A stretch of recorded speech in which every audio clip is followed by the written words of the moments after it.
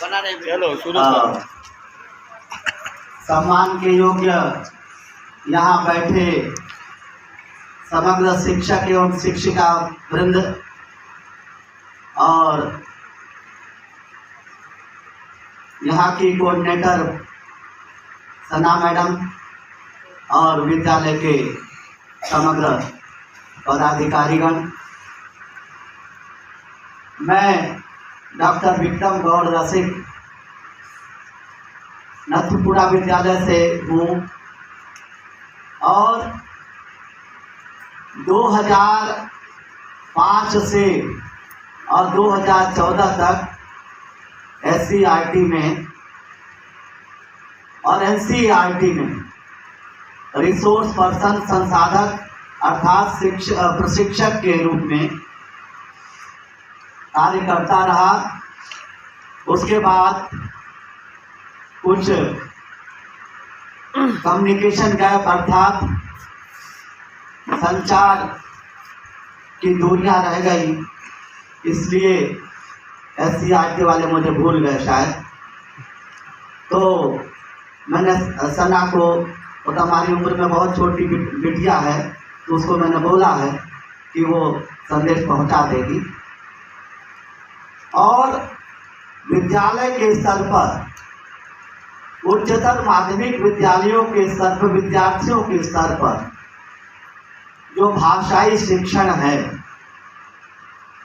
अध्यापकों को, विद्यार्थियों को कौन कौन सी चुनौतियों का सामना करना पड़ता है, उस पर हमें बात करनी।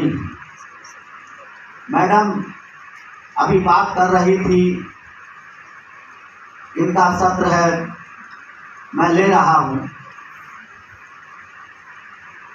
इसमें पहला जो मुख्य बिंदु है वो होता है कि अक्षर ज्ञान की चुनौती।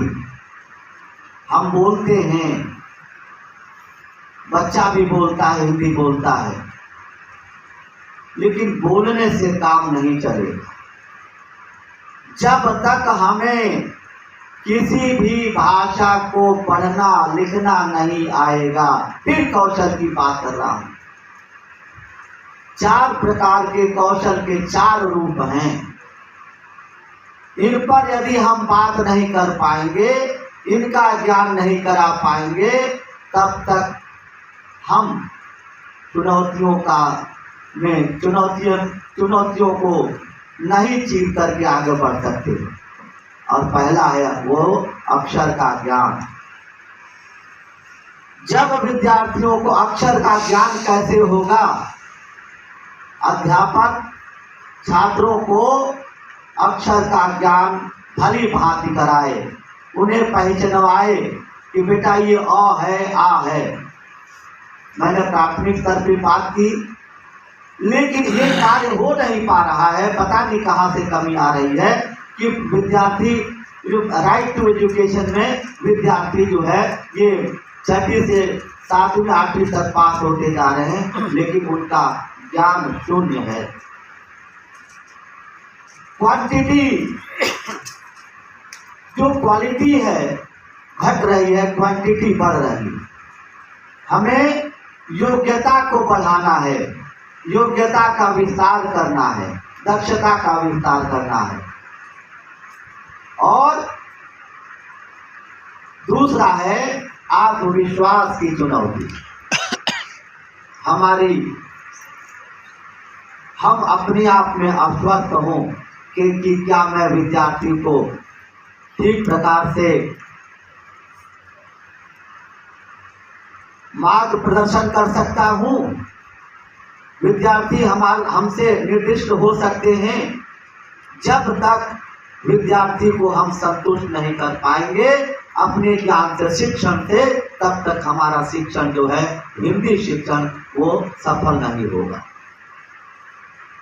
और हिंदी को हम अन्यथा रूप में न लें, पूर्वाग्रसित होकर के हम न रहें कि हिंदी तो ऐसे हम करा लेंगे। विद्यार्थियों के मन में भी यही रहता, हिंदी ही तो है। किरण मैडम की एक शिष्या है, उसने मुझसे बोला कि सर हिंदी तो ही है, हम पास हो जाएंगे। मैंने कहा बेटा तुम बिना पढ़े पास होकर दिखा दो।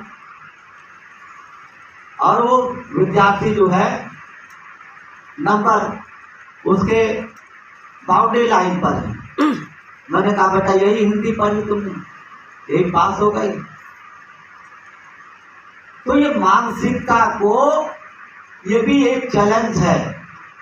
मेंटलिटी, ओवर कॉन्फिडेंस, जो विश्वास है उस विश्वास से परे होकर के हम कार्य करते हैं तो वो कार्य गड़बड़ हो जाता है। तो हमें विश्वास को बनाना होगा, विश्वास के बाहर नहीं जाना होगा, और आत्मविश्वास और दृढ़ इच्छा। इसीलिए मैंने कहा कि भाषा की जैसा राष्ट्र संस्कार की धरोहर है।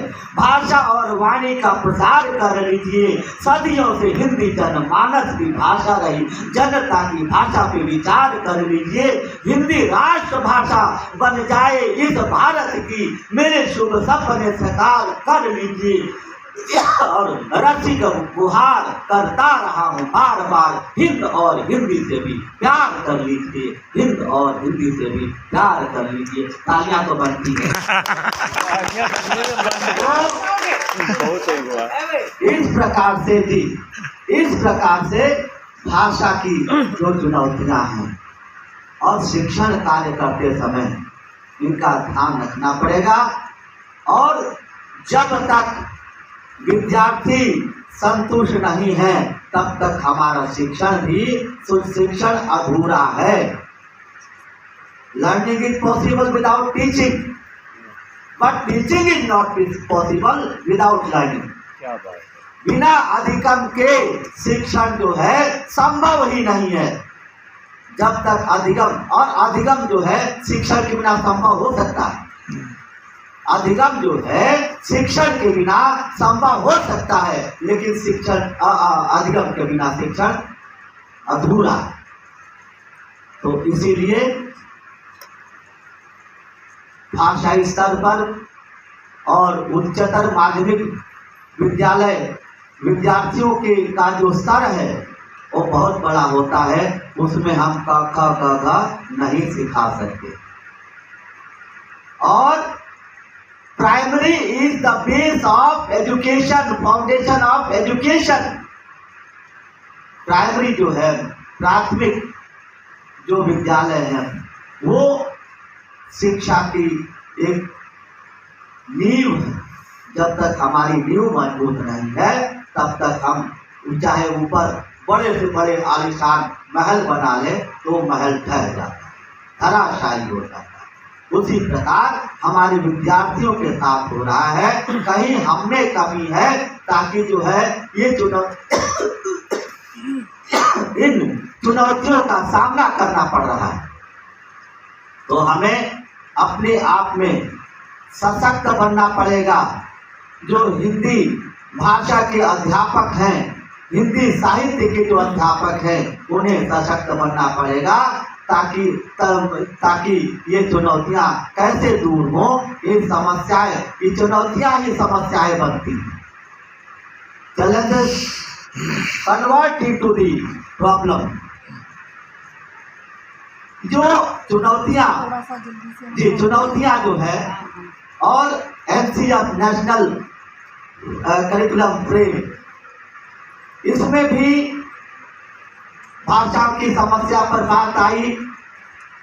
2005 का NCF हो, करिकुलम फ्रेम हो, या 2023 जो NEP आई है, नई शिक्षा नीति, उसमें जो 2023 में NCF बना, उसमें भी भाषा समस्या पर बात आई, चुनौतियों पर बात आई कि विद्यार्थियों को कैसे जो है पास कराने के लिए प्रश्न पत्र बनाया जाए ताकि विद्यार्थी पास हो सके। तो बहु विकल्पित प्रश्नों को अपनाया गया और इनकी जो परंपरा बनाई गई। लेकिन जो व्याख्यात्मक जो प्रश्न है, वर्णनात्मक प्रश्न है, इनमें बच्चे नंबर कम ला पाते हैं। तो यही कारण है कि चुनौतियाँ हमारी आगे आ रही हैं और चुनौतियाँ समस्या बन करके आ रही हैं। मैडम का मैंने समय लिया और समय नहीं लेना चाहता हूँ क्योंकि इनको कार्य करना है और मैं तो एक धृष्ट होकर के यहाँ आ गया, मुझे आना नहीं चाहिए था। ठीक है आपने तो इन्हीं शब्दों के साथ मैं 4 पंक्तियाँ कह करके अपनी वाणी को विराम दूंगा कि हमारी शान है हिंदी, हमारी आन है हिंदी, हमारी शान है हिंदी, हमारी आन है हिंदी, संस्कृति ज्ञान गौरव का भव्य व्याख्यान है हिंदी। देश की एकता के प्रेम की पहचान है हिंदी, देश की एकता के प्रेम की पहचान है हिंदी। रसिक करुणामयी भाषा अमर वरदान है हिंदी, रसिक करुणामयी भाषा अमर वरदान है हिंदी। और अंत में एक बात कहूँगा कि आप उसको कर लीजिएगा। मेरा YouTube चैनल है डॉक्टर विक्रम गौड़ रसिक के नाम से, TR.VIKRAM विक्रम GAURRASIK। तो इस चैनल को आप YouTube पर जा करके सब्सक्राइब कर लेंगे और संपूर्ण पुस्तक जो है उस चैनल पर है। 198 लगभग एपिसोड्स हैं। ये 11वीं 12वीं और उच्च स्तर के मैं यूनिवर्सिटी में भी क्लासेस लेता हूँ, तो वहाँ पर भी विद्यार्थियों को कराता हूँ। तो आप चैनल देखेंगे और हिंदी साहित्य से लाभान्वित होइए। उस चैनल को देख करके आप करिएगा। बहुत बहुत धन्यवाद।